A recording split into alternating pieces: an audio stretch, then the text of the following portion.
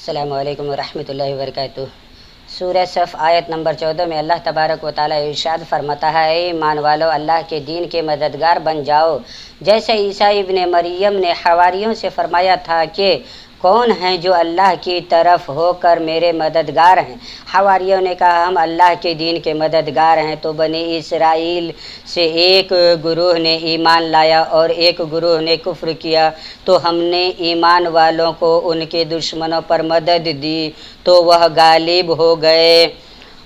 واضح ہے کہ اس آیت میں حضرت عیسی علیہ السلام نے حواریوں سے اللہ کے دین کی نشر و اشاعت اور احکام شرعیہ کو نافذ کرنے کے لیے حواریوں سے مدد طلب کی، اور اللہ تبارک و تعالیٰ کے دین کی مدد کے لیے کسی سے مدد طلب کرنا یہ شرک نہیں ہے، بلکہ حضرت عیسی علیہ السلام کی سنت ہے، کیونکہ حضرت عیسی علیہ السلام نے اللہ تبارک و تعالیٰ کے دین کے لیے حواریوں سے مدد طلب کی۔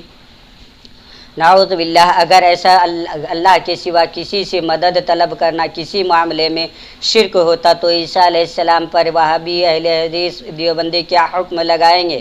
بزرگان دین اولیاء صالحین سے مدد طلب کرنا جناب عیسی علیہ السلام کی سنت مبارکہ سے ہے، لہٰذا جو اس کو شرک بتائے گا وہ خود مشرک ہے۔